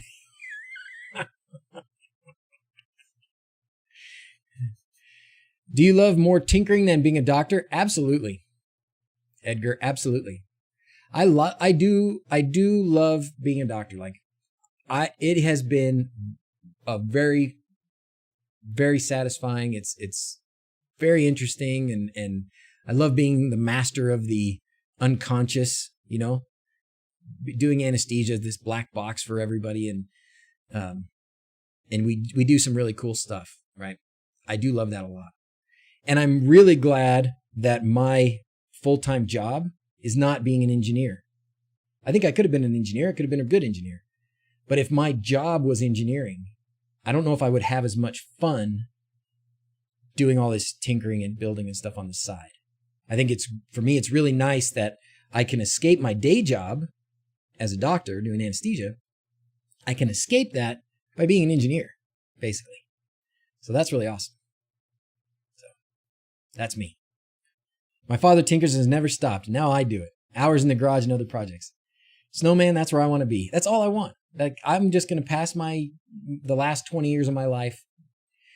I'll tinker in my garage and stuff. I think what I will do also is I will go on the road. I will go to my kids' houses and I'll say, okay, what do you need? What do you need? I got everything I need in the RV out here, whatever. You know, point me at something and I'll do it. I remember my grandpa being that way. I remember my grandpa would come to the house and my mom would have to give him things to do, because if she didn't, he would start just doing whatever he thought needed to be done. And sometimes when you're in your 80s and you start taking stuff apart, who knows where it ends up. And yeah, I could code all day long, and then it sucks to come home to a bug in my Home Assistant code I have to fix. Yeah, specs, I can see that. Well, maybe what you should do is tinker with anesthesia on the side. Just don't tell you're the doctor that tinkers. Yeah, that sounds bad, doesn't it? I actually started using some things I've learned by tinkering into my job. That's good. Best thing about being an engineer, you can say, trust me, I'm an engineer. I can say, trust me, I'm a doctor, but most people don't trust doctors so much anymore. I think that's a new generational thing, or at least, somewhere along the way, people got very suspicious and they trust the internet. Most people still do, but yeah. Anyways, people like to be reassured. You're doing a pretty important thing for them, and they want to be reassured and they want to understand, and I can't blame them for that. So. People will die if I had to do, yeah. We could teach you. Spexics. Must be the odd one, as I manage user environments and then I tinker and design PCBs for fun, along with a healthy dose of working on the car and woodwork. See, this is what, I probably told you guys some of this before, but when I went, doctors are just practicing. That's true. That's why we say practicing. So I realized that I liked doing all these tinkering things, and I was always doing projects and stuff. I realized that, and that I liked that. I'll bet. I'll read that in a minute. Steve's a dentist. And when you did your tinkering with anesthesia, you do got to be cautious. That's for sure, because people can die, as Michael Jackson found out, unfortunately. Anyways, I had discovered that I really liked the tinkering, and I liked building and making stuff. And then had some neighbor friends with one of their kids was similarly minded as us, and he wanted to go to a maker fair here in Salt Lake. And this was probably not quite 10 years ago. It was probably 2014, maybe somewhere in there, 13, 14. And he's like, hey, let's go to the maker fair. So we went to the maker fair, and I fell in love. I said, these are my people. I have found where I came from. I wasn't just dropped here by aliens. Like, these people are my people. And that was really fun to see. And because I didn't up until that point realize how many other people there were that also felt the same way. So I'm glad we have a community of tinkerers and figure it outers. I'd be interested to take a poll of career specialties from all the viewers here.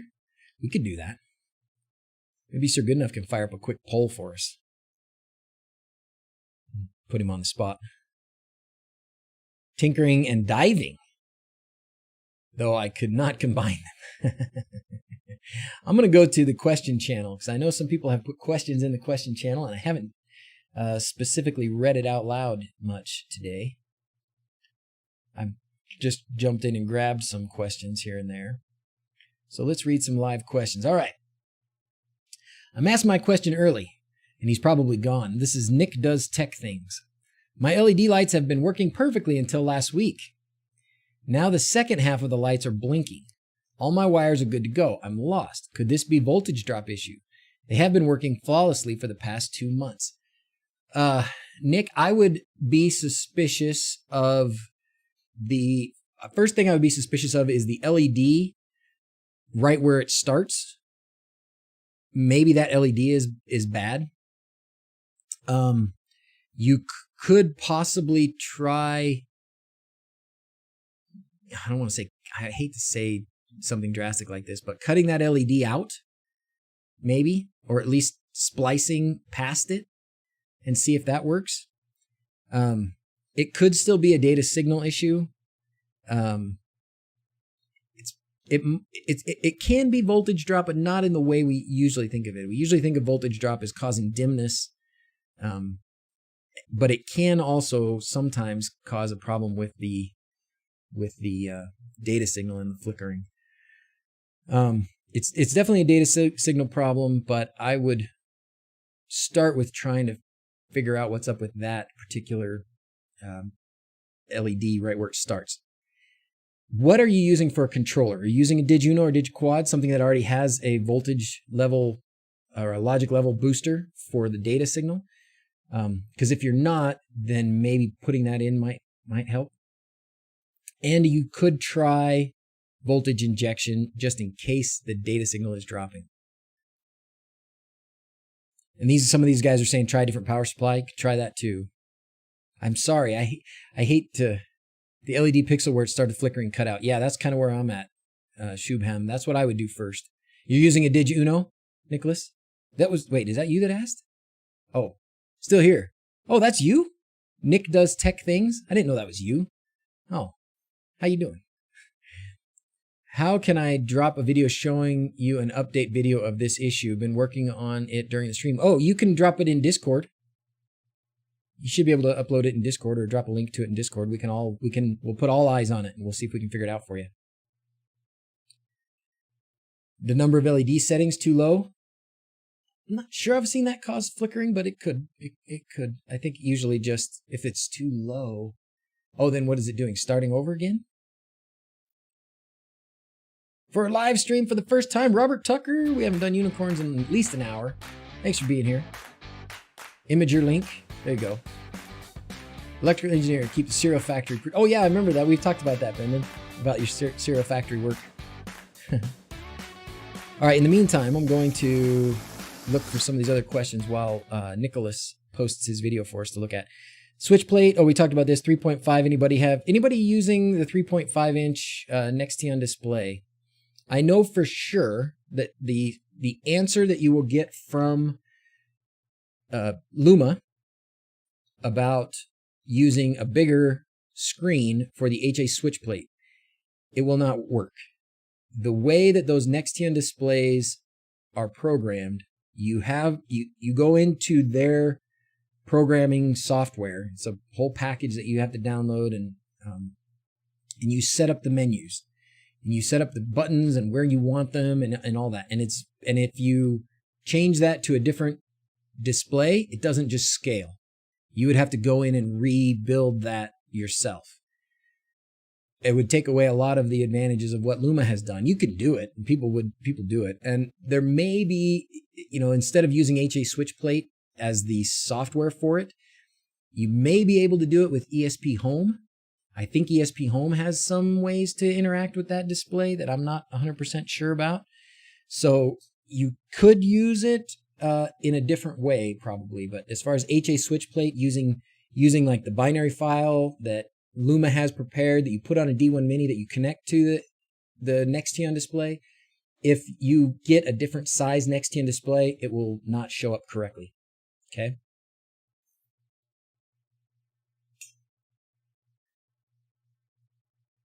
Yeah, Ofer, I kind of agree. I don't think that the number of LEDs would probably cause the flickering. I never, this is a doctor thing too, but I try not to speak in absolutes very often.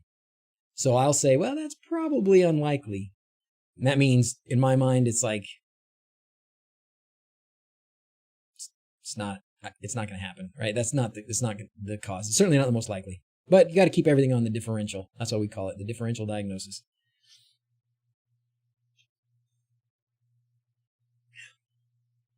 Jacob, you don't get on Discord as much as you did?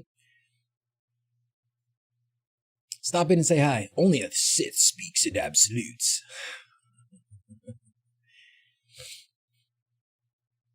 Last week, so I do think it's a bad LED. Discord says the file size of my 4-second video is too big. Dang it! Post it to YouTube, Nicholas. Post it to YouTube. You can set it to unlisted. Don't set it to private, because then none of us can see it. If you set it to unlisted, then it won't be just available for anybody who searches. And then you can post the link and we can all look at it.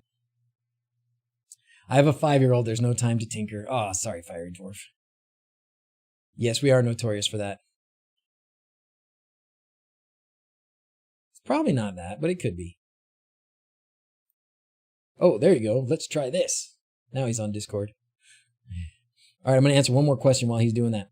Is anyone else having the issue when you click the 3 dots in the integration menu and the menu that comes up is under the titles and you can only see it between the titles? So that sounds like he's having a Home Assistant issue. So he's looking at integrations.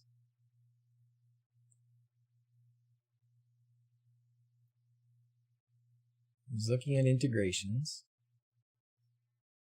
And he's hitting the 3 dots. And something comes up in the menus and it's only able to see what's between the menus.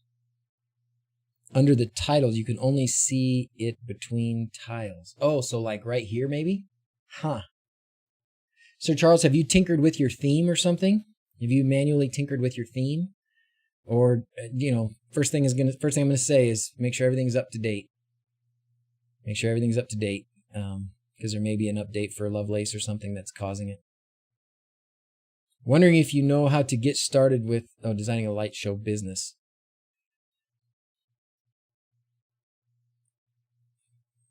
Limited data, so I don't do a lot. I used to listen to audiobooks. Oh, I see what you're saying. On your phone, you don't get on a lot.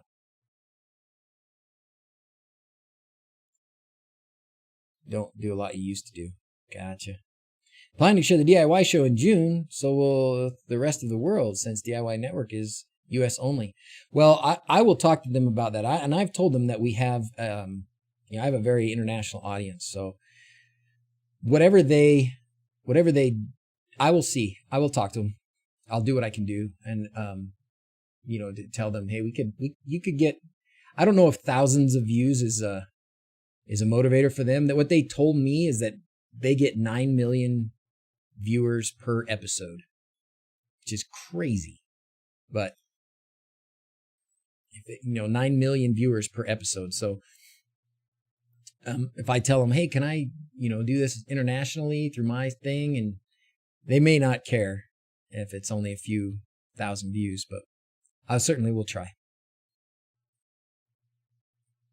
9 million, holy smokes. Yeah, I know, right? Is there a reason I should move all my Tasmota devices from MQTT YAML to just Tasmota integration? If they're working, Snowman, then no. But the biggest reason is because for one, any new devices with new Tasmota, it's automatic. You don't have to go in manually and do it. And the other option is the MQTT discovery. And with Tasmota integration, you actually get more stuff. You get some things here that you have the option of including that you don't get when you do MQTT discovery. And honestly, I feel like you get a better handle on what's there, and you can control things better this way than you can with the MQTT discovery. That's my opinion. I would, if you've already done it and it's working, you don't have to change it. But this integration is so good. It's so much better than it used to be. Doing it the other ways, that I am going to do all my Tasmota devices this way. I haven't done it, but I am. And there it says, sir, good enough. I moved all mine, all in one place. Glad I moved all 30 Tasmotas. There you go. Hey, Carlos from Portugal. How you doing?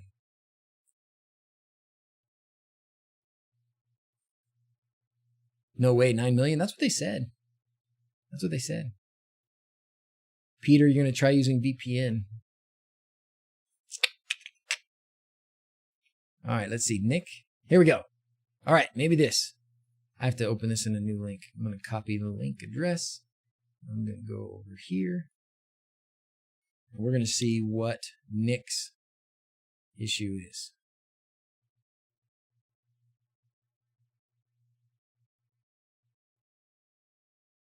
Uh-oh. That was short. Ah.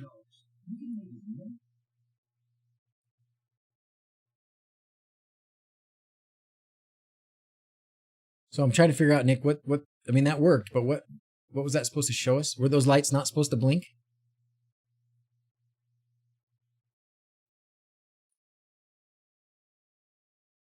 Do I turn off MQTT on those devices? No.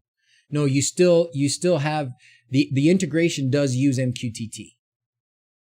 Yeah, the integration does use MQTT. So you still need MQTT. You need the broker set up on Home Assistant, and you need to put the information into your Tasmota devices. You just don't, and you need to turn off MQTT discovery. Yeah, there you go. Just ordered the Sonoff Zigbee hub, as the latest Home Assistant won't talk to my TICC sniffer. Oh no. Just wondering, does the new services guide in developer tools work for you guys? I always get an error, failed to call service. Oh, bummer. It was working for me when I checked it last time. Top is supposed to blink, the bottom should match the pattern, however, not all LEDs are working. Yeah, that's weird. That is, because I wouldn't even call that flickering. That is weird. Give us more than 5 seconds. Do another one. Give us a longer bit of what it's doing.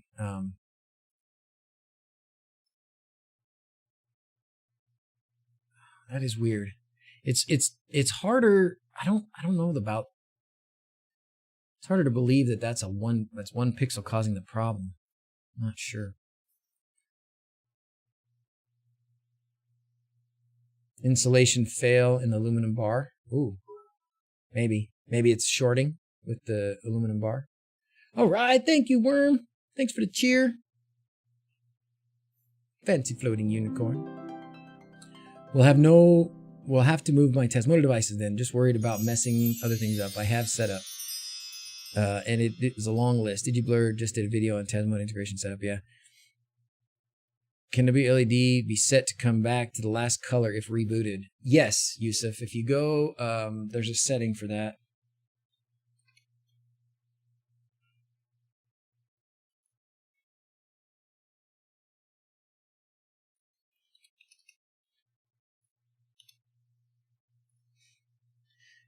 In here, I think, is it LED preferences? Well, let's see.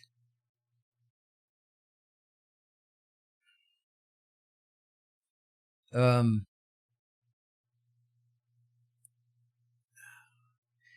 you can to the current color. I guess maybe I misspoke. I don't know that you can set it to the current color when it reboots.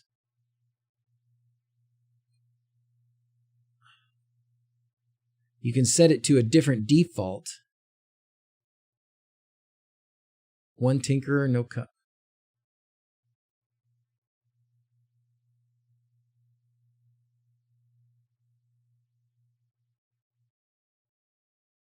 I tried that and it sent it to here. Intensity, can WLED. Yusuf, this is what I do, as you can see. I've got it set to a specific preset when it reboots. If you set it to 0, then where did the color? There was a color thing that it started to do. And maybe it's... No. No.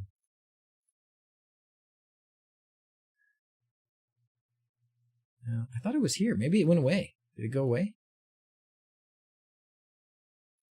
I would think it's here. Default brightness. Yeah, see, we used to be able to set the color here. It doesn't look like you can. Sorry.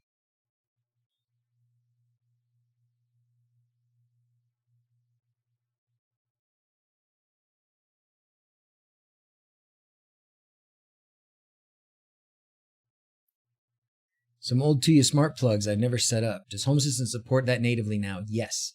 Should I use Tasmota or ESP Home instead? You certainly can use the Tasmota, the Tasmota integration, and it works. I haven't played with it recently, but I'm pretty confident that it works without the cloud. You may need the cloud initially to set it up, but otherwise it should work without the cloud. So for things that are difficult to flash, you don't have to flash them anymore. You can still use them with Home Assistant, and if you want to avoid the cloud, you can even do that as well. And that's a good point. If I was going to flash something on them, as Sir Goodenough says, if they're old, you can probably use Tuya convert and then put Tasmota on there. That's what I would do if you wanted to go that route. But I would try them. I would try setting them up and set up the Tuya integration. Oh, see, now look at that. Do you see how long that delay is? That was Quindor. Look at all these delays. These are super chats from the beginning that are popping up. I don't know what, somebody's having some, maybe it's my network. I don't know. Somebody's having some troubles. Get Tasmota on those plugs before Tuya blocks it. Yeah, if the firmware updates, you're out of luck. You're out of luck with Tuya convert, but you can always still use them with their Tuya firmware. Twitch is better. API is much faster. Maybe that's what it is. Maybe. I was going to say something else. Oh, so you guys remember, I think it was last week. Was it last week where we were talking about all my network problems that I was having? We can spend the last couple minutes talking about that, and I'll answer a few more questions. But I'll tell you the solution that I came up with, the solution that presented itself. What I think was happening, and maybe somebody told me, Quindor, you were having the same problem. Because I had two different instances of Home Assistant running, there was an issue. Maybe somebody said MDNS storm. I don't know what that means, but that was the word they used, the term. And I will say that it did correspond more or less in time with updating of both of my Home Assistants, like within a few minutes of each other. So maybe as they were coming back online, there was some cross communication or whatever, and it basically, the router then the Dream Machine just shut down everything that was connected to those switches. What I had to do to get it to work again was to unplug everything that was connected to those switches and then plug things back in one at a time. And then it works. And until I update both Home Assistants again, probably. I did leave my Home Assistant Blue disconnected for a couple days after that, just so it didn't happen again. The spanning tree storm. Is that what you think it is? Spanning tree storm? Did an article about when you're using the stuff. There you go. I still want to improve the way that I've got some things connected. I need my anyways, less switches and stuff, but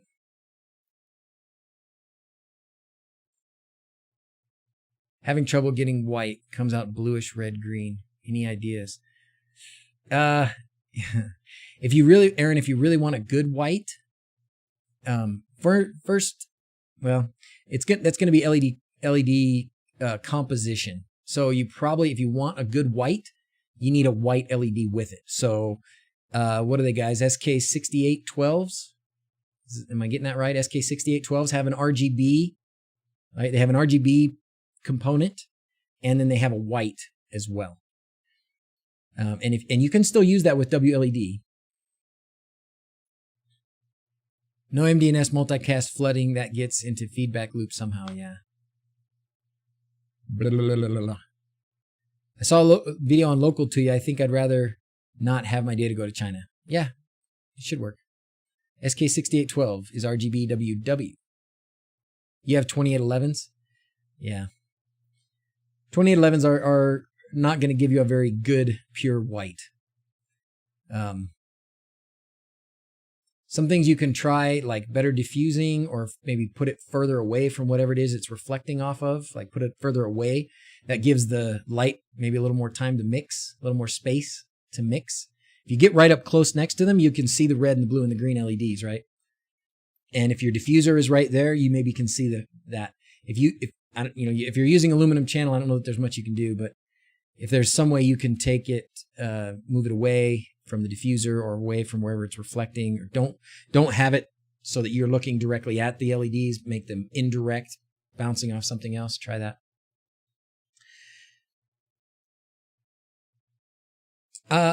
So Ofer, there was one local Tuya that I think it was before I don't remember which version now, and I haven't played with it in a bit. But there was one version that you had to initially set them up with the cloud in in China. So you had to set up your devices on the Tuya app. And then once you got those devices connected in Home Assistant, then you never had to use, the app didn't reconnect, I guess is the way to say that. It was all local after that initial setup. That's what it used to be. I don't know if it's changed. So it is local once you set it up. So you do have to initially set it up. Have you embedded in the floor and the only size cables, and they won't support how many amps required to run? Oh, no. Won't support the amps required. So XCOM, is that something you've tested, or are you just calculating? Because maybe in actual amps it's lower than you think. Okay, Nick has a longer video up now. Of course I lost it.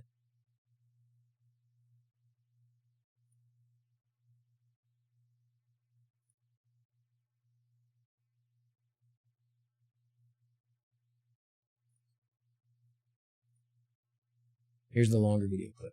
Okay. Okay, guys, we have 12 seconds to sort this out. Oh.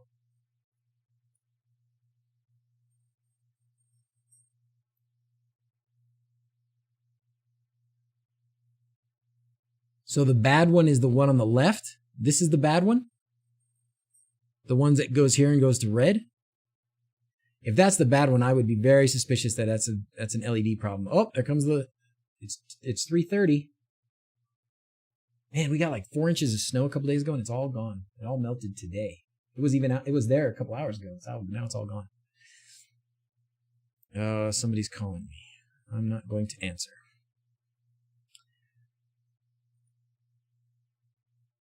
Yeah, it's the one on the. Then I'm very suspicious that you've got a bad LED or a short.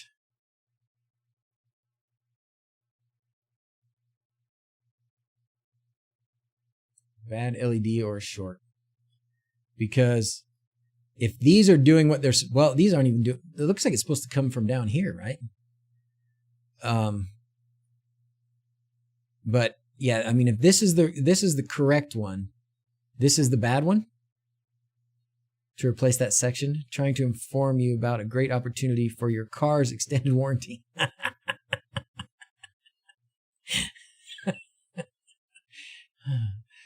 Well, you're right. I should probably call him back. I should call him back, Blade. You're so right. Yeah, Peter's agreeing with me that looks like a faulty pixel. Oh, that looks so cool, though.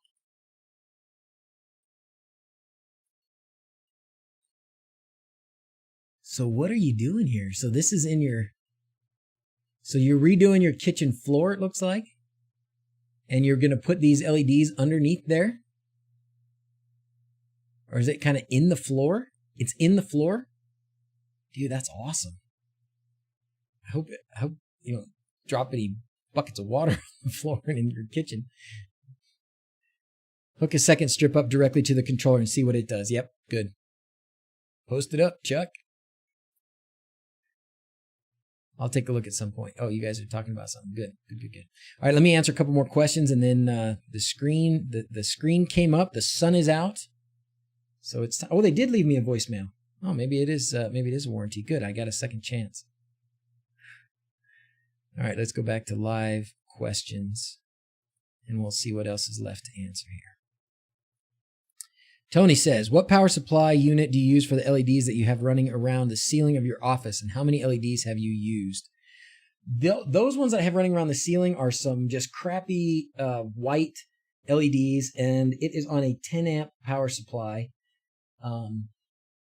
And that's it. So they're just the crappy, cheapest white LEDs I could get from AliExpress 3 years ago. And it's a 10 amp power supply. I've never measured how many amps it's actually drawing. And it's just it's 5 volt. 5 volt. It's one that has like the non-fan style. You know, it's in a black plastic box. That's it. And I actually am powering it off of off the off the Sonoff, off a relay in the Sonoff. It's in the wall there. All right, looks like I answered all the questions. Thank you, Sir Good Enough. All right, guys. Well, when do I rest? Right now, Steve. It is nap time because I got to make sure that I got everything planned out for tomorrow. We're going up to the Hobbit Hole. We're going to do some filming, and it's going to be an early morning and a long drive, and then a few hours of filming, and then a long drive back. And then I got a long day of work the next day. Running Plex. HD home run.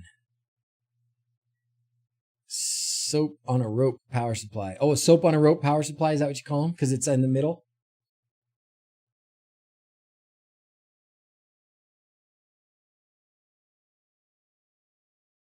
Let's see, Genesis texting me about cabinets for the Hobbit Hole.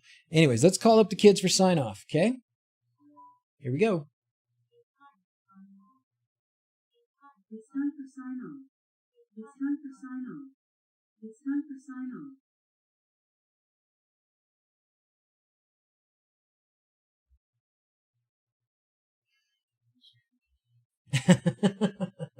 Dawson didn't know I was streaming. He must have thought I was in bed.